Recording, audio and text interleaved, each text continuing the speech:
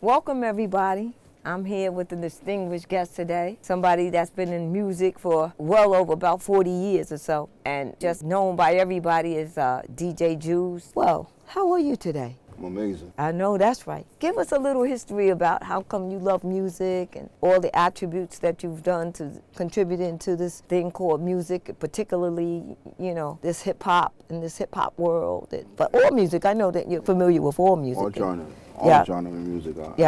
I enjoy. I listen to, you know, even classical music, but I can't, you know, tell you the titles and all that. Okay. But hey, my name is. Tell the government name is John. Okay. Boyle, okay. And my DJ name is DJ J U Ice. Okay. And if you equal it out, J U Juice. Ice. Juice. Okay. Okay. Okay. Now how I got the name Juice. How'd you get that name? Well, let me just say this. I was born and raised in the Bronx. If you ever heard But your roots from California, though. Yes. I mean, you were rolling out in California all the time, too, with the music. You must have read the autobiography, right? Yeah, Compton Hills and all that. You with that, too, just like Boogie Down Bronx. Yeah. So, your history is really deep. Yeah, it's super deep. Yeah. Just moving to Harlem. Okay. I moved in Harlem, like okay. My mother, sister. Okay. 125th Street. Okay. Grand houses. Okay. Now it's called the Carter houses. The Carter houses. Okay. All right. But basically, how I got that name, Juice, and then more of the history of Juice and changing the name to Juice. Okay. To J.U. Ice, because there was a lot of other Juice. And then, you know, got O.J. Simpson, he had the name Juice. And that's how I got that name, Juice. Okay. Because I used to play sports, football. Yeah. And basketball mom, too. Basketball too, yeah. Yeah. And, you know, my mother gave me, she gave me that name, Juice. Yeah. So, like in 1992. Okay. Well, let me just go back into 1981. Okay. Because you knew me for like a long time. Yeah, well, of course. You know what I'm saying? Your family and my family, we family. It's as simple as that. Facts. That's facts. But tell us about your history in the music, because we're interested. That's where we go get to that. You know what I'm saying? Or, you know, I mean. Yeah, I want you to start how you used to dance and all that. I want you to go back to that you loved it from a, child, even to a teenager, to man, to always. It's your life. That's facts. Facts. Tell everybody. Everybody wants to meet you. Yeah. Hey, well, how you doing? I'm a product of hip hop because I was raised in the Bronx. Okay. Moved to Manhattan. Okay. But I still always go back to the Bronx, and I start learning the culture of hip hop in the Bronx. And basically, Okay. And I have a few cousins that introduced me to the hip hop game and stuff. Okay. I don't think they are, involved in hip hop anymore and stuff. But, as a young guy, they was taking me to different clubs in New York City, the Roxy's, Palladium. There's a few other clubs and stuff that we used to go that was based on like a lot of people going down. Okay. With a hip hop genre music and stuff. Yeah. And you used to run into the other DJs and people in hip hop. You know them all. Your buddies, your friends. Some of them friends, some handshake, salute, how you doing, peace, keep it moving and stuff. Okay. Yeah. But I was young and they was older than me and stuff. Yeah. So, I understand. I'm not trying to make hip hop an old age, but it's been for a while and stuff. Okay. But just watching other DJs from back in the days doing their thing and stuff, and then scratching, and then just me incorporating just to learning the craft of how to DJ. Okay. I had my first party, and I think it was at your house. Okay. And because I used to have a lot of parties. Yeah. Me and my peoples, we always partying. Yeah. And parties outside within our community. Yeah. And I don't know how old I was. I was young though, but. It was like 1981, right? It was a New Year's party I did Yeah, I had a lot of Yeah. New Year's parties. Yeah. And party up and then But break this out. one was special because simple fact. It was crowded, I know Yeah, that. it was crowded yeah. because I turned it up. You know, Yeah, I know you had the turned party it out. lit, Yeah. and you was like shocked, like yo, how No, these I young- knew you could play music. Nah, What do you didn't mean? know I how wasn't no played music shock, like but that. I'm more, me and my Yeah. friends are more like we like hip hop, but we was really, our thing was that house music, house that music. jungle beat. Yeah, Yeah. house and jungle music Yeah. and stuff. But y'all was amazed Yeah. that y'all had two DJs. Yeah. Rest in peace. God bless my brother. He's on the other side of life. Rick Majors, he was the older gentleman and stuff. Yeah. And he's supposed to have been doing your party. And y'all let me take it over. Yeah. And I put on all. You put it on them. That's why when me and my friends, when we broke out, it was slam. It was so crowded. We said, let's break out. Yeah. We go, it's New Year's. Let's go get something to eat. So then, like Yeah. I said, I was going to different clubs. Yeah. Going on house parties and all that, meeting this person, meeting that person. Until like 1992, I incorporated the name. Well, they made the movie Juice. Right. So the movie Juice made me. That was the born of DJ J.U. Ice. Yeah. The movie Juice. And everybody called you that. Your mom, your sister, the family. From Little Tot to 1982. Yeah, absolutely. And then that's when DJ Juice came out. Yeah. You know what I'm saying? Yeah. So, still trying to explore and still meeting people, going to different, parties and all that. And like I said, I was at the Roxy's, Palladium. There was another club down 43rd Street. I forgot the name of it. Dance Tyria. Yeah. It's on the tip of my head right now, but maybe it's gonna come out. Okay. But anyway. And not only that, California too.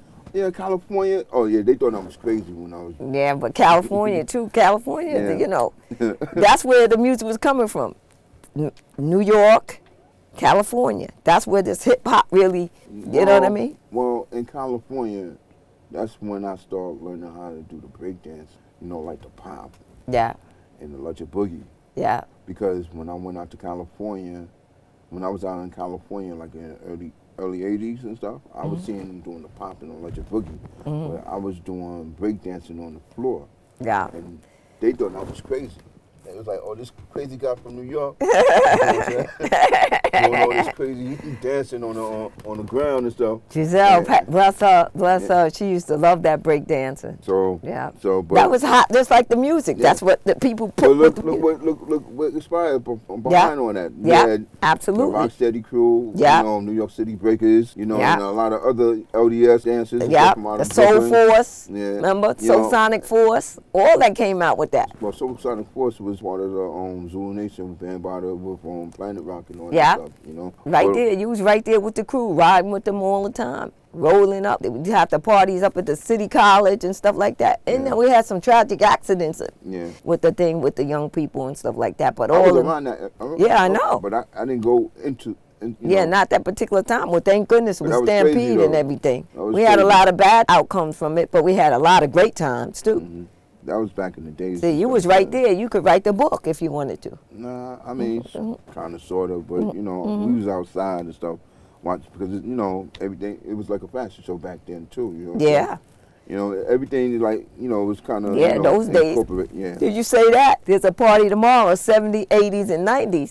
So I'm just trying to figure out back in those days, that's what Superfly and the Mac and all these different movies were out. So people did go into a party with, that's what the hip hop did. It changed it. The people would have on cap, still like nice slacks and everything, but a shirt of their team and stuff like that. Jay-Z was good for that, wearing his little blue cap and the jeans and, the Yankee shirt, you know what I mean? And whoever their team was, they would do things like that. Dr. Dre and all of them. Yeah. Wu Tang and them with the, wildness and the tied scarf around. You know all about that. You used to go up to Wu Tang thing and all that. Yeah. I remember. You used to be on it. Everybody wanted you to do their parties and everything. Like my cousin Mook said, Yeah. I'm a mystery and stuff. So Yeah. I mean, you would never expect to see me in these spots and stuff, but I was there and stuff. Yeah. You know what I'm saying? And participate. Yeah. You know what I'm saying? Or, just, take notes. Yeah. So if one day if I want to start something, it won't be like I have to go back and tell somebody. No, because you got all the music. You got crazy music. You kept your music throughout all of these years. Yeah. That right there is an archive. And just have knowledge of the music business Yeah. and stuff. You know what I'm saying? Back in like you say like in the mid '90s and stuff, I was affiliated with a record pool. Yeah. Called Sure Record Pool. Okay. You know, God bless Bobby Davis. You know? Okay. You know, he was not only like a godfather, but he was a mentor. Okay. And he showed me the ropes, and he introduced me to bass music. Okay. Bass music, hip hop music was like Uncle Luke music. Okay. And I got to meet Luke. Okay. And you know that was like a different vibe of music. Okay. You know what I'm saying? Because New York was with the boom bap and underground. Yeah. Bass music was like a boom, boom, boom, and a little bit more percussions behind it and stuff. Yeah. But you know they had 909 drum beats and all that stuff. Yeah. Yeah. So that's deep right there. But out of all the music that you've done, let me just say this before Okay. when I was doing an assignment on Sure Record Pool, I was servicing street DJs, radio DJs, club DJs, and DJs across seas. well, that's an accomplishment right there. Yeah, but I was Yeah. you know, still now I'm in my middle age. You know what Yeah, I'm saying? but that's an And accomplishment. you Out of know, all of the music through the years, which era do you really like the best, or you just love them all equally? well, all right. Like if you right. was to, I was to say, or somebody was to say, hey, let's do a party, but hey, I'm 50, or I'm 40, or I'm 30 something. What music would you bring together to really, because I know you can mix and do your stuff down, that you could do 3 and 4 turntables at a time. And now that things are different, you got your new stuff where you have the new stuff where you could just use the computer and then, you know, the round is, you know, you got all the different equipments from the eras too. You know what I mean? Yeah. Well, because you have the space, you know, you got space to be able to. 80s. Yeah, 90s, 80s and 2000s, 90s. Okay. You know what I'm saying? A little bit of the new stuff right now, the futuristic, you know what I'm saying? Okay. I can't play too much of that, you know what I'm saying? I'm not trying to, you know, put anybody in the hospital or anything like that. But, Right. you know, No, I hear you. sometimes you have to, you know, sometimes and stuff, you know, you have to mix it with the same, because, you know, you can't, you know, discriminate anybody, you know, music that you know, that's making noise and stuff, you know, on radio or in clubs and stuff. So, you know, this is a thing that haunts DJs. Okay. You know what I'm saying? When somebody come up to you and say, "Oh, yo, you got this record?"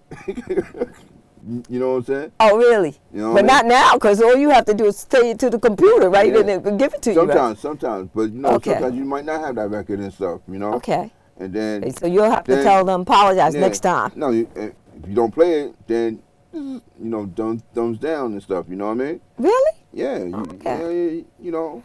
I know I like to hear Jill Scott with, you know, with the beat in it and whatever, but if that person don't have it, you know, what are you gonna do? What are you gonna do? You know what I mean? You know, You know what I mean? the thing about being a DJ, you can't disappoint the crowd and stuff. You know what I'm saying? Yeah, that responsibility is Hey. all on your shoulders, hand in hand. Yeah, you know, so my thing when I, you know, like if I was doing parties, because the pandemic stopped a lot of things and stuff. Yeah, But slow things down. yeah, but if I was doing parties, I would like to come in like do a little 20 or 30-minute session, because I'll play like around 40, 50 your favorite songs and stuff, and then get that check and then I'm out. And shit, Yeah, you know what let I'm saying? somebody else come on Yeah, in you know what I mean? and close it up. Or I close it up or something Yeah. like that. You know what I mean? But Yeah, I think the opening is the best part, and then the closing would be the best part.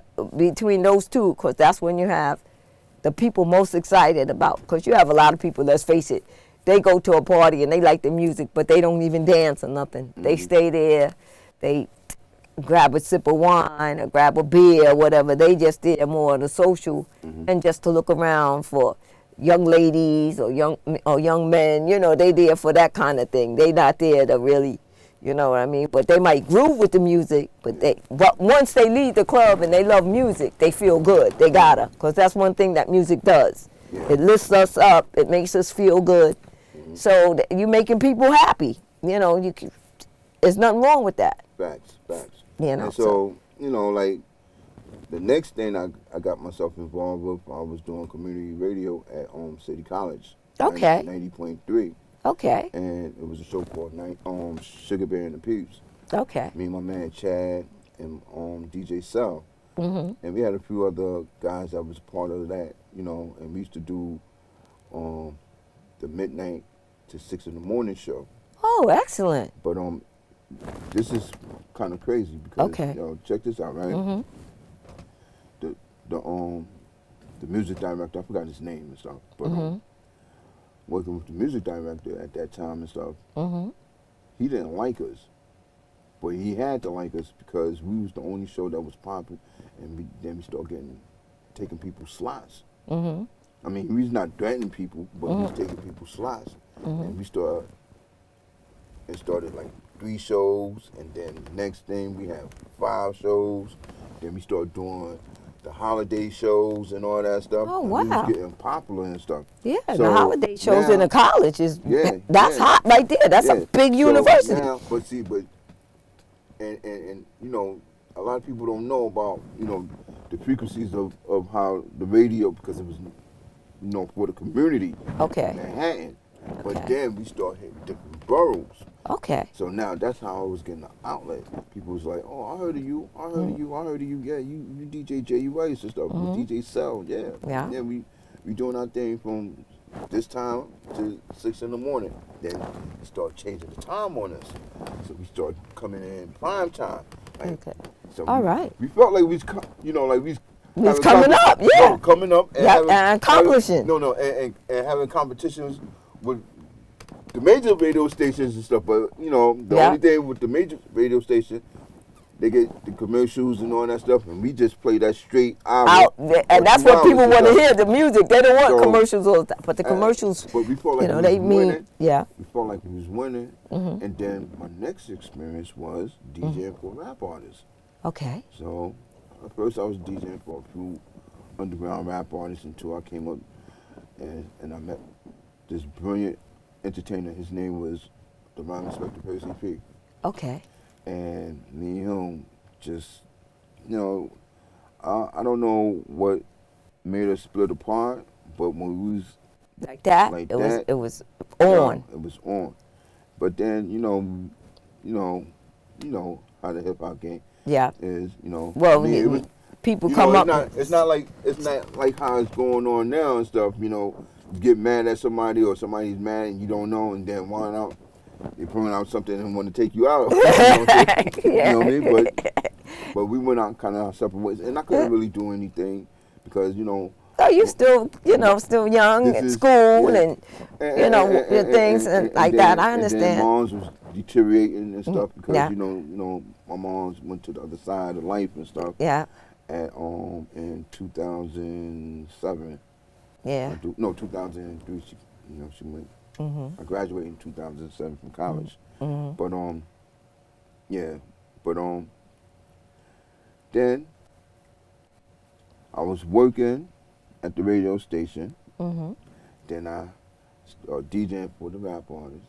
Okay. See if I could get a little chips and stuff. Yeah. Yeah. And then I landed at Wu Tang Records. Okay. All right. Well, Wu Tang and you were always going. You were traveling all over the world with them. Not all over the world, just different states and stuff. Yeah. Yeah, but that's a something. Yeah. I appreciate that. You know what I'm saying? Every day I could say, from where we from and stuff. You know what I'm saying? Yeah. I went here, I went there and stuff. Yeah. Well, we had a lot of people from our way. We had a lot of, we still got a lot of people and new people coming out. So, I had to cut, one of those, plates, and had to, I kept rocking on the radio station. I had to cut the record pool because, Wu Tang Records kept me busy. Okay. The position they had me was, working at first with the radio, DJs and stuff. I'm serving, different material. Plus traveling all the time. That was hectic. Going there and stuff, and that experience, and then. And Philadelphia all the time too. Yeah. Then I had to take a break because then the old earth, that's what we call mother. Mhm. You know, she got sick, and you know. Yeah. That was, Well, I mean, you had Tanya to help you too. You know. yeah, my sister. Yeah. Yeah. You know, but my sister, right? Mhm. Yeah, So, sure. Yeah, she was there. She was Yeah, definitely of course. there. So and then I kind of took a little break, but then, No, not break because you was in school. You yeah, still had to no, handle your no, business. no. Okay. I was taking care of moms. Okay. Taking care of moms and stuff. Mhm. You know what I'm saying? Then moms went to the other side, and then I I had to make the right decision in life, what I was gonna accomplish. Right. You know what I'm saying? And I had all that information Mhm. that I got from the 80s and 90s, and I incorporated it Mhm. That's after right. 2007. Well, how's your dad doing? You don't mention your dad. Is he? He's good good now. Yeah, he's good. Okay. He's good. You know what I'm saying? All right. Thank you for asking. Mhm. Well, that's good. Yeah. He's not in California now, is he? No. Okay. All right. No. But so from there, from 2007, when I finished school, I started working for the Board of Education and all that stuff. Okay. I was working at a small school downtown, 54th Street. Okay. With special ed. Okay, helping the which is kids great. out. I forgot the name of the school. I think it was Manhattan High, one of those schools. And that's a good thing. That how do you feel about teaching the young kids with special problems? And Half of them lived around the neighborhood. That was funny, but yeah.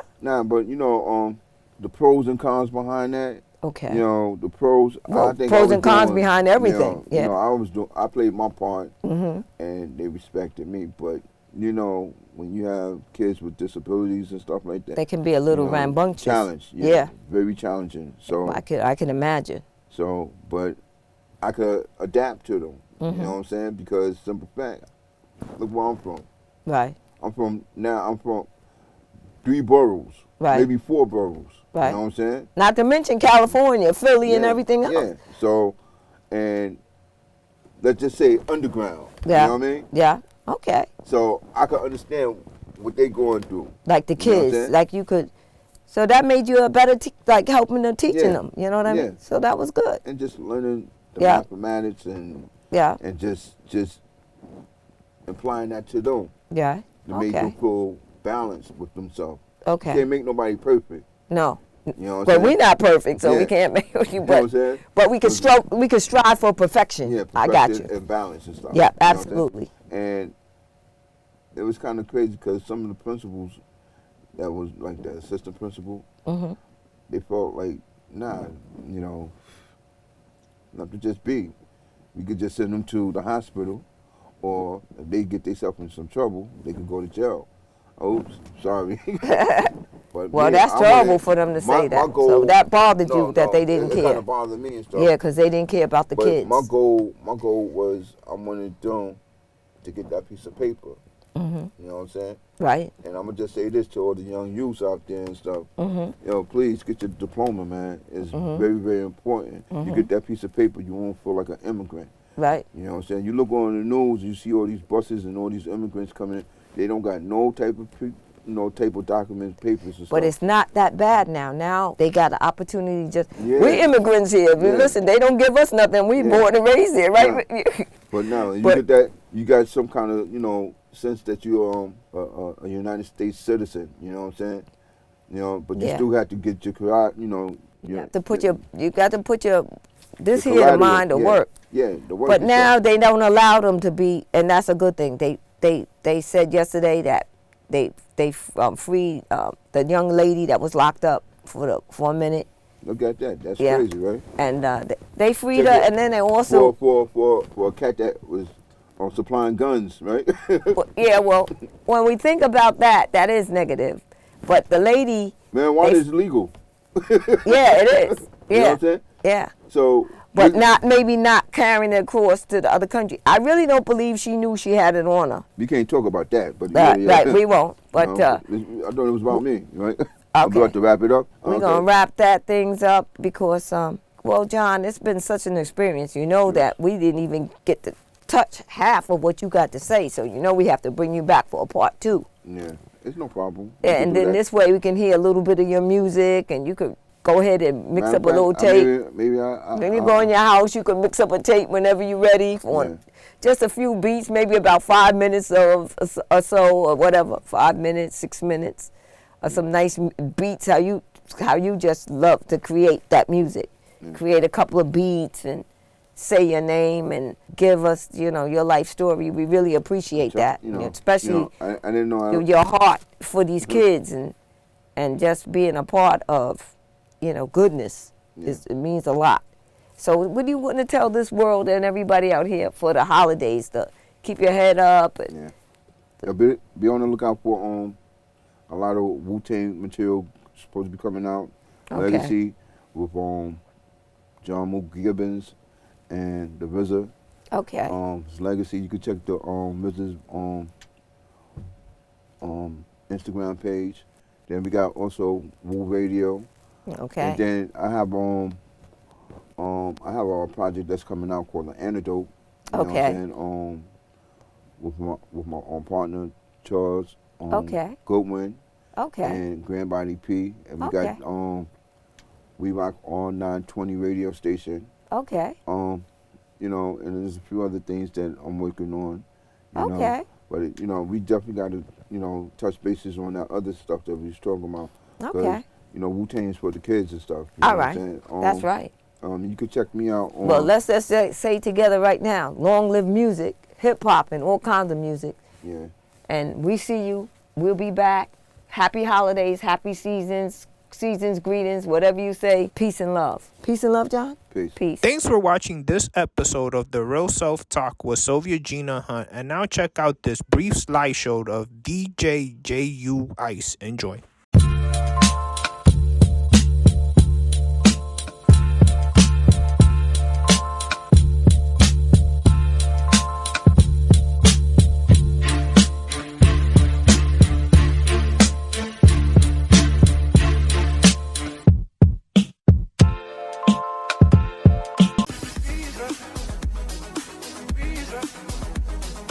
Visa.